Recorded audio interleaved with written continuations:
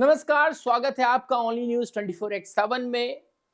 आप तस्वीरों में पीछे देख पा रहे हैं कि हमारे नए नवेले न्यायमूर्ति भूषण रामकृष्ण गवई, इनका राज्याभिषेक हो चुका है। इनके राज्याभिषेक की तारीफें हो रही हैं।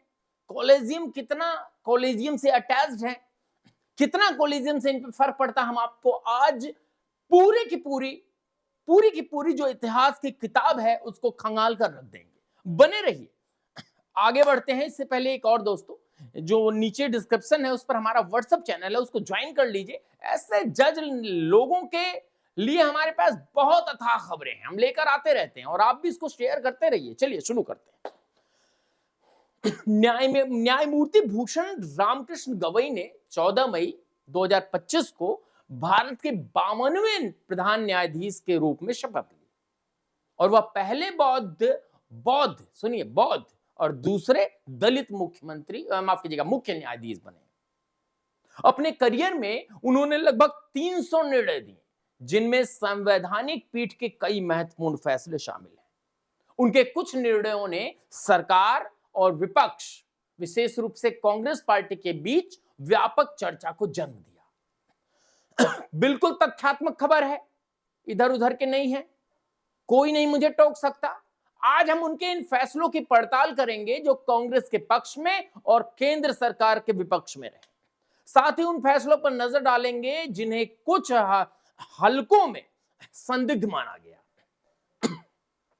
इस पूरी रिपोर्ट में आपको तथ्य दिखेंगे, तथ्यों पर आधारित हम चीजें बताएंगे। काल्पनिक तत्व को बिल्कुल ही शामिल नहीं किया जाएगा, जगह नहीं ओनली न्यूज 24x7 पर। इसलिए हाथ जोड़कर अनुरोध है, वीडियो को शेयर कर दीजिएगा अंत तक देख के।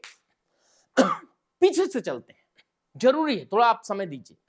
न्यायमूर्ति गवई का जन्म 24 नवंबर 1960 को हुआ और उन्होंने 1985 में वकालत शुरू की। वे 2019 में सुप्रीम कोर्ट के न्यायाधीश बने और अपने निष्पक्ष और साहसिक फैसले के लिए जाने जाते हैं। उनके कुछ फैसले जैसे आर्टिकल 370, इलेक्टोरल बॉन्ड्स और आरक्षण के उपवर्गीकरण ने राष्ट्रीय और अंतरराष्ट्रीय स्तर पर ध्यान खींचा। हालांकि कुछ फैसलों को लेकर विपक्ष और सरकार के बीच विवाद भी हुआ और कुछ मामलों में उनके निर्णयों पर संदेह जताया जाता है। आइए फैसले को विस्तार से देखते हैं। कांग्रेस के पक्ष में और सरकार के विपक्ष में जो निर्णय हुए उसको हम आपको बताएंगे सीधा सीधा। आप कमेंट्स बॉक्स में बताएं कि दरअसल है क्या और आगे का भविष्य, जितना भी दिन ये रहने वाले हैं हमारे न्यायाधीश के रूप में, चीफ न्यायाधीश के रूप में, वो कैसा होने वाला है। इलेक्टोरल बॉन्ड स्कीम, आपको याद होगा, इलेक्टोरल बॉन्ड स्कीम का असंवैधानिक घोषित होना फरवरी 2024। न्यायमूर्ति गवई 5 न्यायाधीशों की संवैधानिक पीठ का हिस्सा थे, जिसमें इलेक्टोरल बॉन्ड स्कीम को असंवैधानिक घोषित किया। इस स्कीम के तहत राजनीतिक दलों को गुमनाम चंदा दिया जा सकता था। सुप्रीम कोर्ट ने माना कि यह स्कीम मतदाताओं के सूचना के अधिकार का उल्लंघन करती है। वो बात अलग है कि अगर आप कुछ चाहते हैं आरटीआई के माध्यम से जज साहब के यहां से पूछना, तो आप नहीं पूछ सकते, वो उल्लंघन नहीं करती है। चलिए हम आपको बताते हैं उन्होंने क्या कहा था। उन्होंने कहा क्योंकि चंदा देने वालों की पहचान गुप्त रखी जाती थी, इस फैसले को कांग्रेस और अन्य विपक्षी दलों ने स्वागत किया, क्योंकि उनका दावा था कि वह स्कीम सत्तारूढ़ भारतीय जनता पार्टी यानी बीजेपी को जो है असमान लाभ पहुंचाती है। विपक्ष ने तर्क दिया था कि बड़े कॉर्पोरेट्स और व्यक्तियों ने बीजेपी को भारी मात्रा में चंदा दिया था, जिसका खुलासा ना होना लोकतंत्र के लिए हानिकारक था। दूसरी ओर केंद्र सरकार ने इस स्कीम का बचाव करते हुए कहा कि यह राजनीतिक चंदे में पारदर्शिता लाती है। इस फैसले ने सरकार की नीति को बड़ा झटका दिया और इसे कांग्रेस के लिए एक बड़ी जीत माना गया। एक और बड़ा फैसला आप सबको जानना चाहिए, मनीष सिसोदिया की जमानत, अगस्त 2024। न्यायमूर्ति गवई उस पीठ का हिस्सा थे जिसने दिल्ली शराब नीति घोटाले में आम आदमी पार्टी नेता मनीष सिसोदिया को जमानत दी। यह फैसला कांग्रेस और अन्य विपक्षी दलों के लिए अप्रत्यक्ष रूप से लाभकारी रहा, क्योंकि विपक्ष ने इस मामले को केंद्र सरकार द्वारा, सुनिए, केंद्र सरकार द्वारा विपक्षी नेताओं को निशाना बनाने की रणनीति का हिस्सा बताया था। सुप्रीम कोर्ट ने माना कि सिसोदिया की लंबी हिरासत और मुकदमे में देरी उनके मौलिक अधिकारों का उल्लंघन करती है। उनके मौलिक अधिकारों का उल्लंघन करती है। वो बात अलग है कि गरीब के आदमी का जमीन का कागज फंसा हुआ है और लंबे समय तक फंसा हुआ है, उसका कोई उल्लंघन नहीं होता। जज साहब बड़े महान हैं, तालियां तालियां बजाते हैं ऐसे जज के लिए। चलिए आगे बताता हूं। सिसोदिया की लंबी हिरासत और मुकदमे में देरी उनके मौलिक अधिकारों का उल्लंघन करती है। इस फैसले की विपक्ष ने सराहना की, जबकि सरकार और प्रवर्तन निदेशालय यानी ईडी ने इसे कानूनी प्रक्रिया में हस्तक्षेप के रूप में देखा। यह फैसला केंद्र सरकार के लिए एक झटके के रूप में देखा गया, क्योंकि यह विपक्षी नेताओं के खिलाफ चल रही जांचों पर सवाल उठाता था और संदिग्ध माने गए कुछ निर्णय, वही मैं आपको बता देता हूं। कुछ मामले में न्यायमूर्ति गवई के फैसलों पर संदेह जताया गया, विशेष रूप से उन फैसलों में जिनमें उनकी निष्पक्षता पर सवाल उठे। मैं आगे कुछ ऐसे फैसले बताऊंगा आपको जिनको कुछ हलकों में संदिग्ध माना गया। हालांकि ये आरोप तथ्यात्मक रूप से सिद्ध नहीं हुए, लेकिन फिर भी हम आपको बता देते हैं।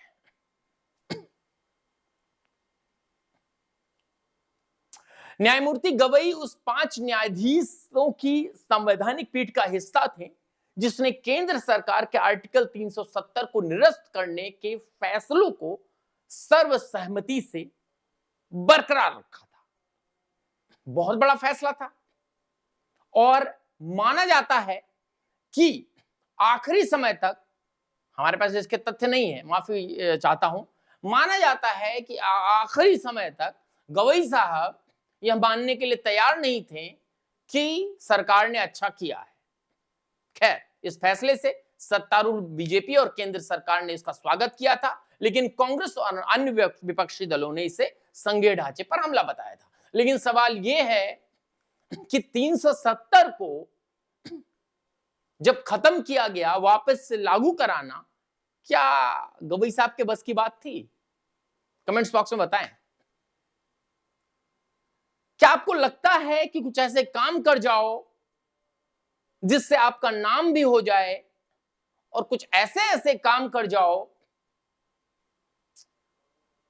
जिसमें आप बदनाम भी हो जाओ? आप समझ मैं क्या कह रहा हूं? संतुलन करने की कोशिश। खैर, मैं आगे बढ़ता हूं।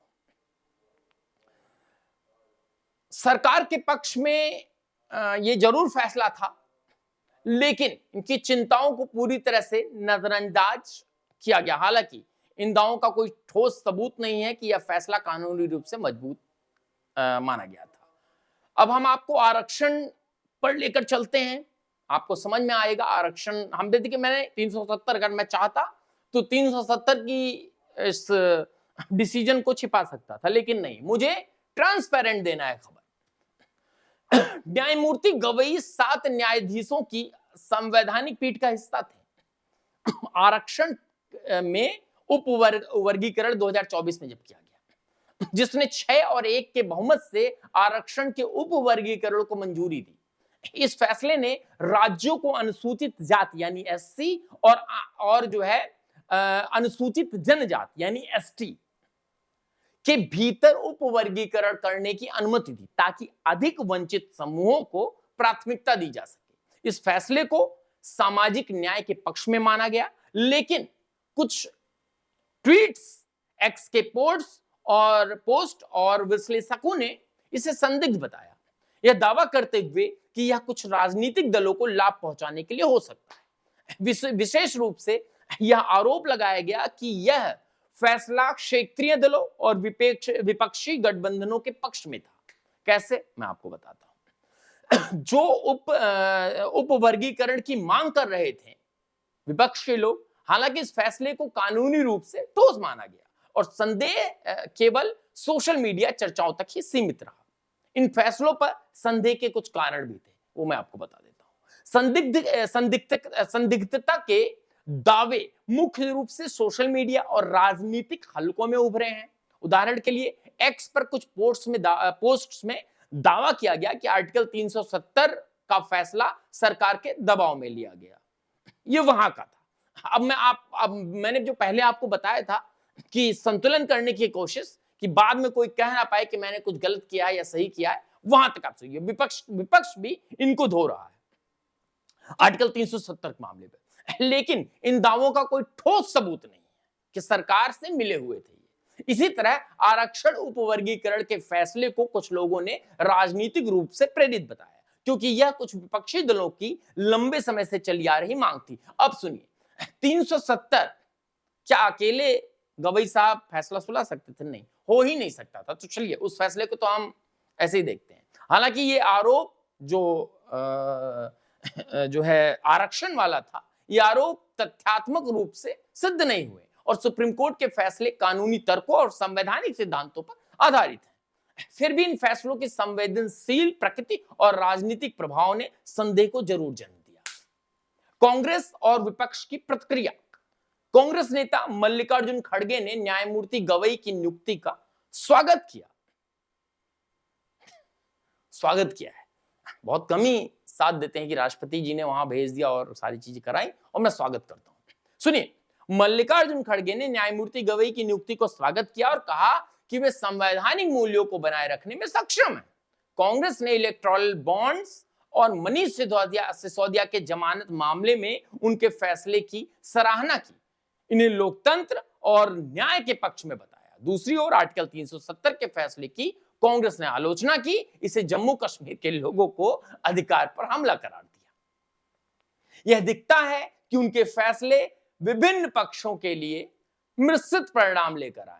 ये मुझे बोलना पड़ेगा, क्या करें साहब, खबर बना रहे हैं, बोलना पड़ेगा, मिश्रित परिणाम लेकर आए। समझ रहे हैं ना? सरकार की क्या प्रक्रिया मैं बताता हूं आपको। केंद्र सरकार ने आर्टिकल 370 और अन्य सरकार समर्थित नीतियों पर न्यायमूर्ति गवई के फैसले का स्वागत किया था, करना पड़ेगा, लेकिन इलेक्टोरल बॉन्ड्स और सिसोदिया जमानत जैसे फैसलों पर असहमति जताई। कुछ बीजेपी नेताओं ने, भारतीय जनता पार्टी के नेताओं ने इन फैसलों को विपक्ष के लिए अनुचित लाभकारी बताया। हालांकि इन्होंने न्यायपालिका की स्वतंत्रता का सम्मान करने की बात कही।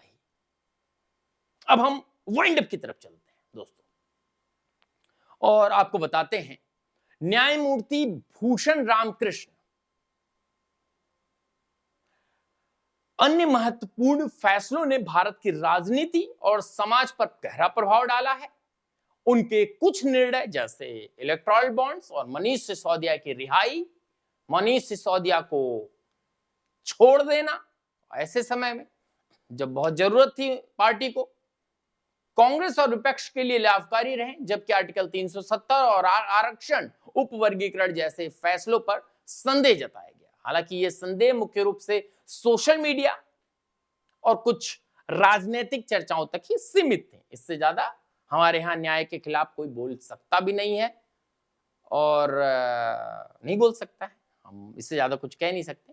उनकी जो नियुक्ति हुई है, उनकी नियुक्तियों को संवैधानिक मूल्यों की रक्षा करने वाले एक मजबूत कदम के रूप में देख रहे हैं, लेकिन उनके भविष्य के फैसले, भविष्य यानी कि अब आने वाले फैसले जो वो नवंबर तक लेंगे, आने वाले फैसले निश्चित रूप से और बहस को जन्म देंगे। और इस पूरी वीडियो में आपका क्या कहना है, आप भी कमेंट्स बॉक्स में बताएं। हम पूरे इस अपडेट पर नजर बनाए रखेंगे और जस्टिस गवई क्या करते हैं आगे, वो भी हम जरूर समयानुसार आपको बताते रहेंगे। बने रहे, बहुत बहुत धन्यवाद। और हाँ, एक चीज और, नीचे चैनल है, व्हाट्सएप लिंक ज्वाइन कर ले। बने रहे, बहुत बहुत धन्यवाद।